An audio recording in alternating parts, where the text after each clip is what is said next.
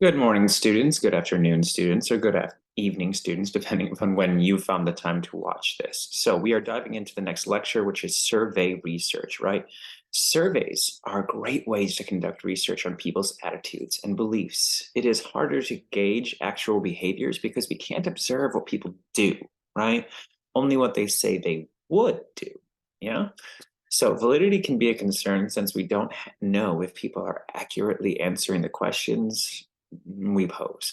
Yet reliability is a great way we can replicate this survey research over and over once we have our questions to ask, right? So we can test the authenticity, reliability, etc., right? So let's dive right into this here. So shall we? I'll be right under this pen here. Now, in survey research, we often call the participants, aka the people such as yourself taking them, a respondent, which refers to the person who provides the data analysis by marketing a survey questionnaire or interview. Now, as a former market researcher and a former director of a market research firm, I developed, designed, and participated in many surveys in various forms and formats and ways and types and whatever have you, right? All sorts of questions would be asked, from basic questions pertaining to particular age, race, ethnicity, educational attainment, perceived income level, sex, as well as questions about the participant's household to understand as much as possible. When using methods, concepts, right?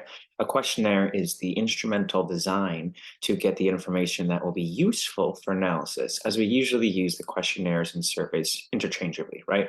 If you've ever filled out an ASU course evaluation at the end of your course, which, by the way, I hope you do for this one because I use that very seriously as someone who believes in this platform. This is a survey or a questionnaire that is self-administered. You decide to take it on your own. A survey interview is when the researcher or a person from their team administrates the survey to the participants, such as in an in-person or over the phone telephone, where they ask question respondents, right? They ask questions to the respondents. When we write survey questions, we have two options for eliciting information: open-end and close-ended questions.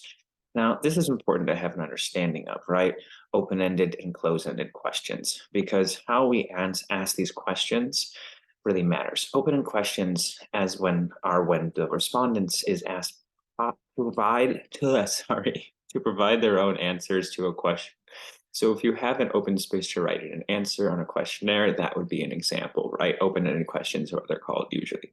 So you went to the Natural History Museum and were asked to fill out a survey about your satisfaction. What did you like most about your experience at the museum?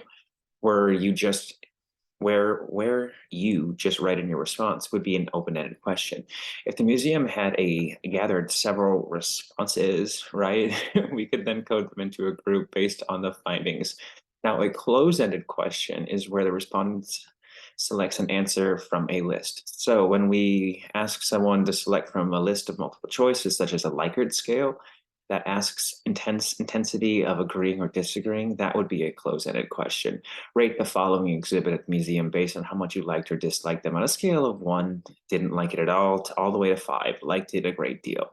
Remember, from what we learned about operational definitions, it's really important that any close-ended questions are created that are mutually exclusive and exhaustive, making it so that respondents can fit into only one answer choice and including all possible answers, right? Now, as researchers, we develop surveys. That's what we do, right? We make sure that we develop surveys. And we do this on a regular basis, right? And a survey is only as good, a survey, it has to be good to go from the start before we collect our data. Since we can't go back later and follow up on the questions if we didn't include them, we must really be clear in what we are asking and avoiding certain types of questions that would be difficult to answer, right?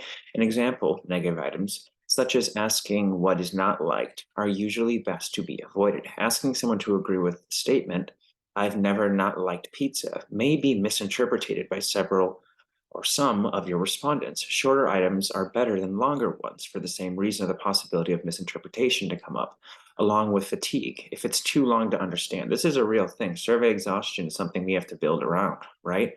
Having only one question per line also makes the survey clear. And you need clarity on this, right? I don't want to answer 15 questions at once. You're killing me, Smalls, right? So shorter items are better than longer ones. For the same reason of possibility of misinterpretation, along with the fatigue, Having one question per line makes the survey clearer. Avoiding bias items and terms is also an important guideline as well. This changes as our society shifts and changes as well. So keeping up with common terms is important for all social researchers in the social sciences. It's not that we're just trying to be chuggy. We need to make sure that we know the new hip lingo so that you do not understand our message, right? As well as in the corporate world for the authenticity and the validity of the questions. And avoid double barrel questions at all times is another essential standard.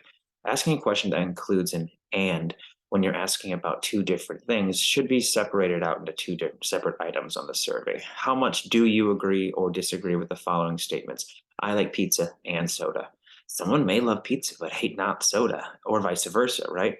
In order to be more specific, we'd want to only ask about the pizza and only ask about the soda separately. This is important because, like, what if you like pizza but hate soda? Now you don't know how to answer the question. It's kind of a hard question, right? So we have the difference between self-administered survey interviews. We need to make sure that we ask these types of questions, right? We need to stay hip with the times, make sure that we're doing the right things here. Relevance is also important. So if we ask if you like pizza and the answer is yes, we ask, do you like soda? And the answer is yes, then we would ask, do you like pizza and soda together? The first two are known as contingency questions. One way market researchers do this is by adding survey logic or skip logic to questionnaires where one answer leads you down a path and another answer leads you to another path, right? You see this kind of a tree that's set up with it if you've ever used Qualtrics. Within the survey design leading to asking the questions about both, but each answer leads to a different train of a question. This is called survey logic and has different ways to be programmed. And as I just mentioned, the term for this is skip patterns. So we don't want to make respondents answer questions that aren't relevant to them. Thus, we use the logic to improve the function and remove the redundancy. You may have seen on a mail survey or online that is limited in its technology. It's something like, if you answered yes to question 2, please answer question 3 through 5. If you answered no, please move on to question 6. This is outdated format, and now we can program in the survey logic to move you based on your responses and advancement of the user interface has changed. But with this innovation in the field of online panel questionnaires, there's always going to be challenges, but this is a new innovation. Of course, instructions also must be included and really clear for what you expect from the participants. How do they need to answer? Do they have to bubble in fully or mark an X or circle an answer or click only one answer or multiple answers? Now, we can make sure that we fix this on the market research end. I can make it so there's no possible way for you to be able to answer two questions if this is something that we're doing. So the reality is that we've figured out better ways to innovate this, but it is clear that we make it clear to them. It's better to say that please answer one of the following, or please indicate multiple choices, because even if I've made it so you can do multiple choice of answers, if you didn't know that, you might just follow the usual hum and drum tradition that you're used to. So that's important. To check for clarity, pre-test your survey before it goes out. As again, we only have one opportunity to collect data, and we can't go back later and say, oops, I actually meant to ask if you liked that item, not disliked it. I have had to spend thousands of dollars out of our company's budgets because of mistakes like this from interns. It's a big deal, right? It's a big deal. So for pre-testing, have a few people that aren't part of your sample take the survey and let you know if there's actually any problems, unclear or ambiguous questions or instructions and the like. And then you can be the first, then you can be the fix it first before having distributed. I do this with writing too. When you guys are writing your different research proposals and anything in this class, right? Have your friends, your significant other, your family read the work that you're doing, because the reality is that if you're like me, run-on sentences are a problem. So you need to make sure that you have people look over what you're doing. Yeah, make sure that you do not just assume everything is right, because an assumption makes an ass out of you and me, right? So I digress. When it comes to ordering of the items of your survey, if you have a self-administered questionnaire, let me go back exactly to that slide for you here, right? We're going to start talking about some more details on here. I've been flipping around to kind of give you a view as we're going through it. If you have a self-administered questionnaire, which is quite common, especially within the online tools we have now, it is best to ask demographic questions of age, sex, and income, or other mundane questions at the end of the survey, as to not exhaust them before they get there. These do not elicit much excitement or grab the potential participants' attention to actually fill out the survey. Instead, open up the survey with a question that will provoke them to want to give their answers. You're really kind of gauging the zeitgeist of the participants, right? The opposite is true if you're doing an interview, in-person interview, right? So where you're asking the participant questions, live, right? Whether or on the phone or live, right? Or on chat, start with making the person comfortable to talk to you. Build that trust foundation, right? There's a hierarchy towards how we gain trust. Then ask the basic questions about them and their background to gain more confidence and rapport before diving into the question, let's say about risk taking behavior. You don't want to start with like, do you like drinking, right? That's not the best idea if you're studying alcoholism because you might intimidate or impact the respondent. Start by building rapport. It's a big deal. This might not work as well with qualitative, in-depth interviews as you want to establish rapport and get good conversation that will lead to deep, rich information. So this might work, might not, right? Asking how old someone is and how they identify their race and gender is not very exciting, and some people don't like answering that. More on that to come as we go into the qualitative methods later, though. So a survey is based on a very structured interview schedules that stick exactly to the script and record the answers exactly as well. The only time researchers would want to probe for more information on a survey is to get the respondents to answer one of the choices that is the options. So if a respondent is asked whether they strongly disagree, strongly agree, or disagree with the following statements, the interview then reads, I like pizza. And the response says, yeah. The interviewer must then probe them to get them to say whether they agree or strongly disagree. We don't just want to, yeah, right? Yeah, I like pizza. This is different how qualitative interviews probe to get participants to elaborate further. Again, more on that to come. So as we are doing research, it's also important to kind of mask and imitate those and try to make sure that we understand the environment we're in. So an important piece of information for any research study is to calculate the response rate and also to gauge the impact that we have with the people, right? Dress, become, follow, record, etc. These are all big deals. But then we also need to understand response rates. Now, this is a funny topic for me personally. I'll get to that at the end of this.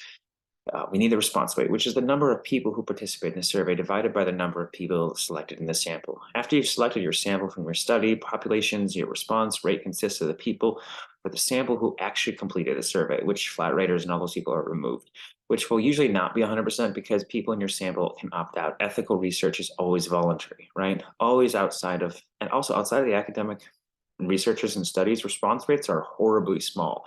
It's one of the major issues of having to do oversampling to meet the criteria in the corporate world.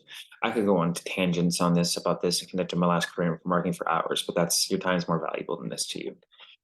With that being said, to the response rates per your readings in this class, it is said that a 50% response is adequate. I wish 60% is good. Oh, if I could have gotten 60%, or 70% or higher is very good. That is, we can expect that we'll get at least half of the population we sample to actually complete this survey in order to get a good enough data to report. I find that funny because if I could have gotten a 50% response rate, I would have gotten a promotion. I digress. If we don't get the response rate, we may not be accurately reflecting the sample we choose, which already might not accurately reflect populations we want to study. Just to tie back onto my trauma of working in the industry, if only 25% of our class was to fill out this course evaluation, it's hard to tell if the response rate of our class overall feedback on the course, or if it's really the people who are motivated to get their feedback, potentially at the extremes, right? I hate this class, I love this class. If we have 50% of the students fill out the survey, we have an adequate number of responses to make assumptions, to generalize. If we had all the students fill out the survey, I wish, we would know where we're capturing our overall students' feedbacks or this class's feedbacks. There are some weaknesses when employing survey research, as it is hard to get people to actual behaviors and feelings. So the results may not accurately depict how people really act, if you're asking, say about risk-taking behaviors, right?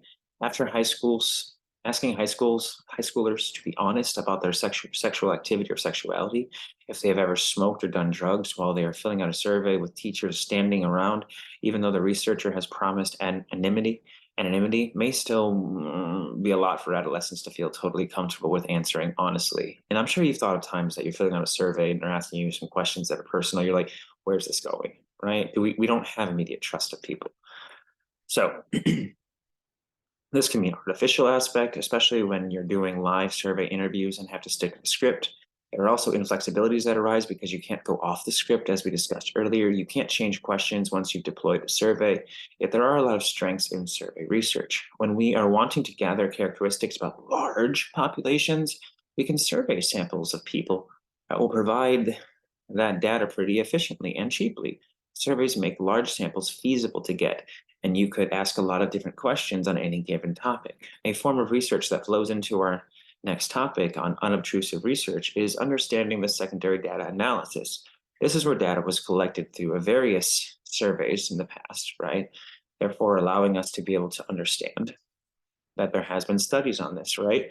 So the characteristic populations, making the samples feasible to get, and that you can use the secondary analysis. This is where the data was collected, as I mentioned, and already by another researcher or another research team. And we can use it to reanalyze the data for potentially a different purpose.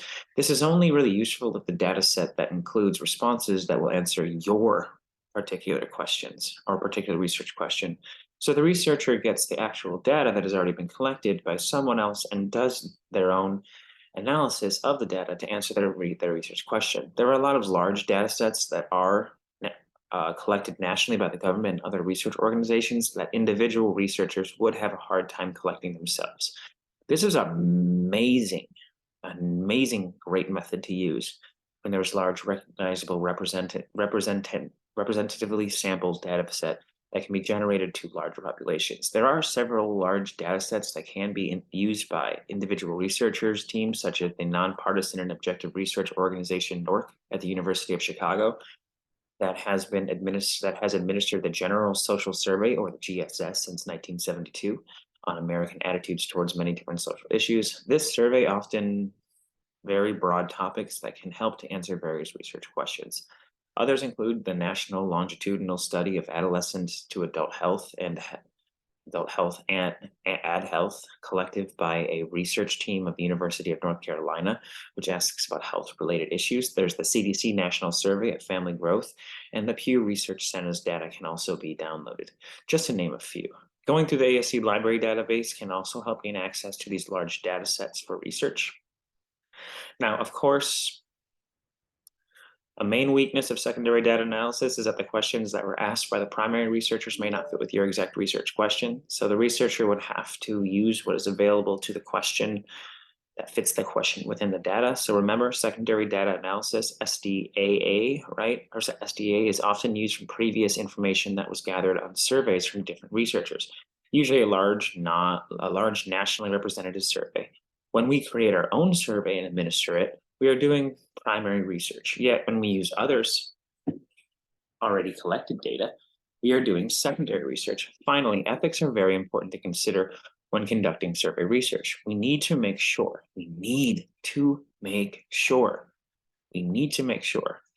that the validity in the data are being taken into consideration, because ethics are very important to consider when conducting these things. Right. The reality here is that if we do not make sure and only include participants who are competent to answer the questions, and we must adhere to anonymity and confidentiality. Protecting confidentiality is very important, especially if asking about embarrassing or potentially criminal activity. The researcher must consider the best way to construct questions and any harm that could be done, as some items could be quite sensitive and upsetting for respondents depending on their experiences as it relates to topics, must be disclosed and must be debriefed. We need to make sure we do not play that game, right? So when thinking about this lecture and how you've learned what you would say that you found it to be, which of the following? Would you say this lecture was A, extremely informative, B, informational, C, mid, D, not informational, or E, extremely not informational? Let me know. Ciao, and I'll see you next lecture.